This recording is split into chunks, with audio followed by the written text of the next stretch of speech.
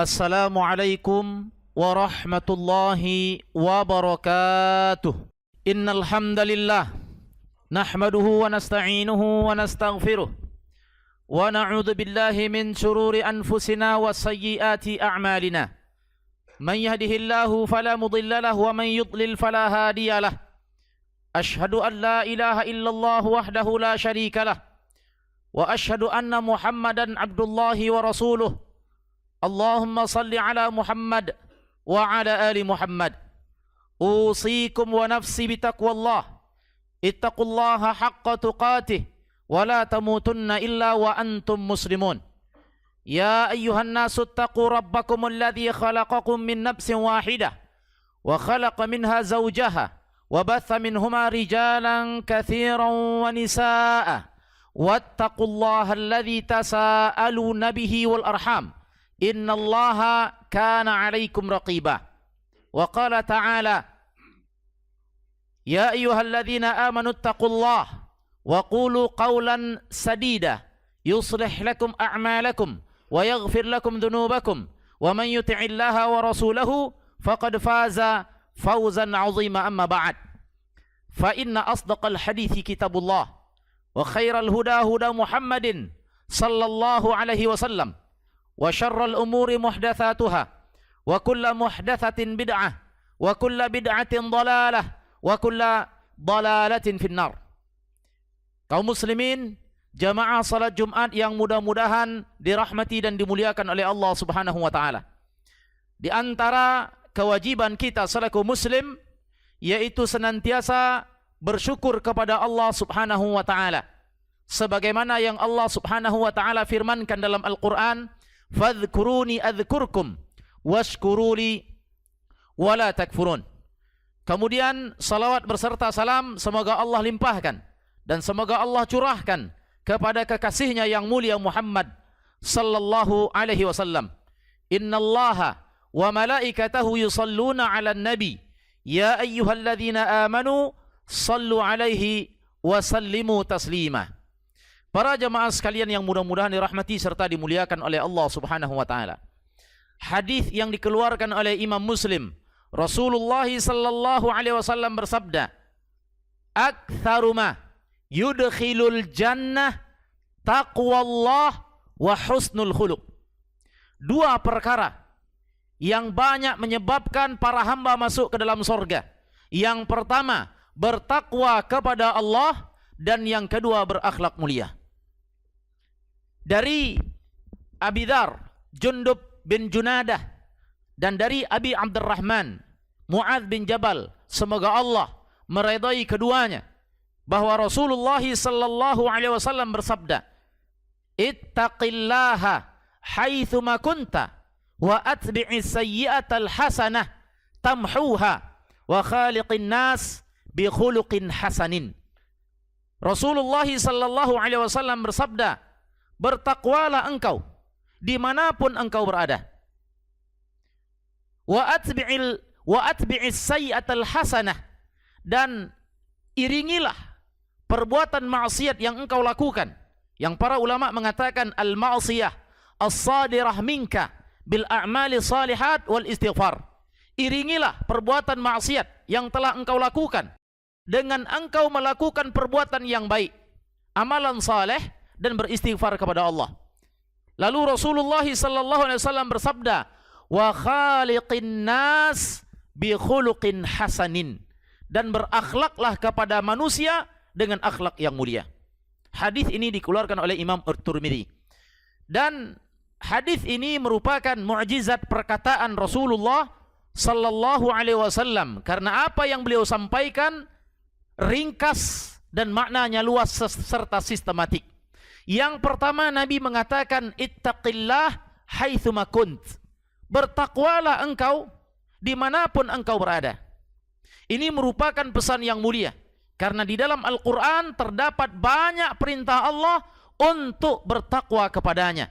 Bahkan Allah perintahkan kepada seluruh umat manusia, ya ayuhan nas ittaqu rabbakum alladzi khalaqakum. Wahai manusia, bertakwalah kalian kepada Rabb kalian. Allah perintahkan kepada seluruh umat manusia untuk bertakwa. Dan Allah jadikan takwa derajat yang lebih tinggi daripada yang lainnya. Manusia yang paling mulia adalah yang paling bertakwa. Allah berfirman, "Inna akramakum indallahi atqakum." Sesungguhnya yang paling mulia di antara kalian adalah orang-orang yang paling bertakwa di antara kalian. Kemudian seorang tabi'in, Umar bin Abdul Aziz, semoga Allah Subhanahu wa taala merahmati beliau. Beliau berkata, "Laisa taqwallah bisiyamin nahar wala biqiyamil lail." Bukanlah bertakwa kepada Allah dengan mendirikan salat malam di waktu malam dan dengan berpuasa di siang hari. Walakin taqwallah tarku ma harramallahu azza wa jal wa ada'u maftaradallahu alaih. Yang dimaksud dengan bertakwa kepada Allah adalah melaksanakan, meninggalkan segala bentuk apa yang Allah haramkan dan mengerjakan segala bentuk yang diperintahkan oleh Allah Subhanahu wa taala atau yang diwajibkan oleh Allah Subhanahu wa taala. Faman ruziqa ba'da dzalika khairan fahuwa dzalika khairun ila khairin. Barang siapa yang diberikan oleh Allah anugerah berupa rezeki setelah ia bertakwa kepada Allah, kemudian datang kepadanya satu kebaikan, maka kebaikan itu akan mendatangkan kebaikan-kebaikan yang lain. Para jamaah sekalian yang mudah-mudahan dirahmati dan dimuliakan oleh Allah Subhanahu wa taala. Kemudian Imam Ibnu Katsir, semoga Allah merahmati beliau. Beliau menyebutkan bahwa ada satu amalan, di antaranya satu amalan yang Allah menjamin bagi siapa yang melaksanakannya diberikan oleh Allah ketakwaan dan diberikan oleh Allah hidayah, yaitu melaksanakan salat 5 waktu. Allah berfirman, "Hudal lil muttaqin alladzina yu'minuna bil ghaib wa yuqimunas shalah." Orang-orang yang mendirikan salat dijamin oleh Allah untuk diberikan kepadanya hidayah dan diberikan kepadanya ketakwaan. Kemudian yang kedua, Nabi kita yang mulia Muhammad sallallahu alaihi wasallam bersabda, "Wa atbi'il sayyi'atal hasanah tamhuha." Dan iringilah keburukan, maksiat yang telah engkau lakukan dengan banyak beramal saleh serta beristighfar. Surat Hud ayat 114 Allah berfirman, "Innal hasanat yudhhibnas sayyi'at." Sesungguhnya amalan-amalan saleh, di antaranya bertaubat, di antaranya beristighfar, dan amalan-amalan yang lain dapat menghapuskan dosa-dosa yang kita perbuat pada masa yang lampau. Para jamaah sekalian yang mudah-mudahan dirahmati dan dimuliakan oleh Allah, ini merupakan di antara rahmat dari Allah Subhanahu wa taala. Allah berfirman dalam surat Al-Furqan, "Illa man taba wa amana wa amila amalan salihah fa ulaika yubaddilullahu sayyi'atihim hasanat." Kecuali orang-orang yang bertaubat kemudian beriman lalu ia beramal saleh, maka Allah akan menggantikan keburukannya yang telah lalu dengan kebaikan yang banyak. Semoga Allah Subhanahu wa taala merahmati kita semua. Aqulu qawli hadza fastaghfiruh innahu huwal ghafurur rahim.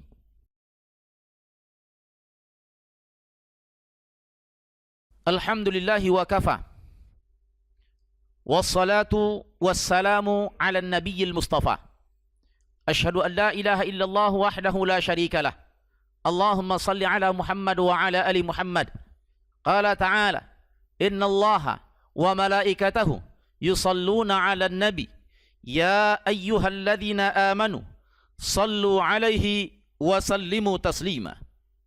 Kemudian Nabi kita yang mulia Muhammad sallallahu alaihi wasallam bersabda, "Wa khaliqin nas."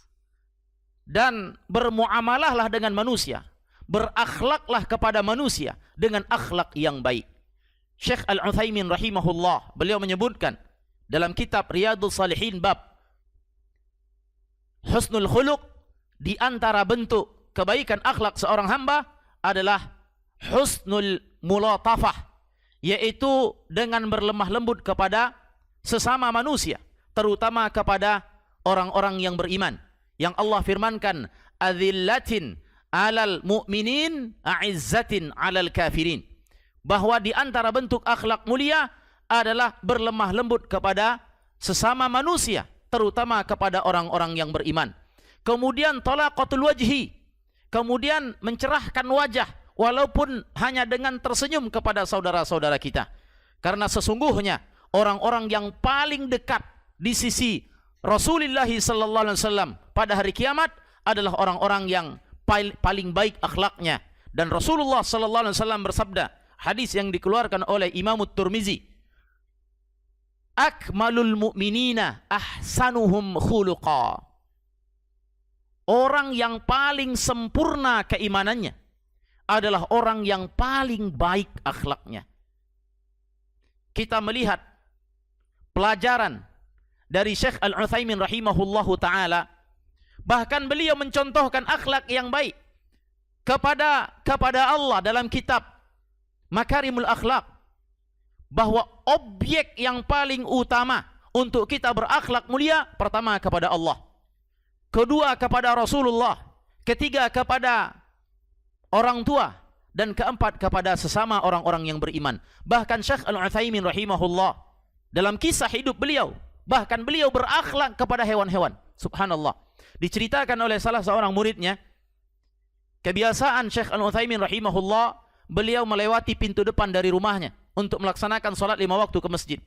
Setiap kali beliau berangkat ke masjid, selalu dihadang oleh beberapa ekor kucing. Dan beliau malu tidak membawa makanan di hadapan kucing-kucing tersebut. Ada satu hari yang ketika itu beliau pada kebiasaannya memberi sepotong roti. Kalau orang Arab disebut dengan ish. Sepotong roti yang terbuat dari gandum yang diberikan kepada kucing-kucing tersebut. Kemudian satu hari beliau tidak membawa potongan-potongan roti dan beliau tidak memiliki makanan pada hari itu. Kemudian beliau mengambil pintu belakang untuk tidak melewati kucing-kucing tersebut. Ini bentuk akhlak mulia beliau kepada hewan. Maka Nabi kita yang mulia Muhammad sallallahu alaihi wasallam memotivasi, mendorong untuk kita senantiasa berakhlak mulia, terutama kepada sesama orang yang beriman. Allahumma ighfir lil muslimin wal muslimat wal mu'minina wal mu'minat al ahya'i minhum wal amwat birahmatika ya arhamar rahimin. Rabbana atina fid dunya hasanah wa fil akhirati hasanah wa qina adzaban nar. Wa sallallahu ala hadzal nabiyil karim wa ala alihi wa sahbihi wasallam wa akhiru da'wana alhamdulillahi rabbil alamin.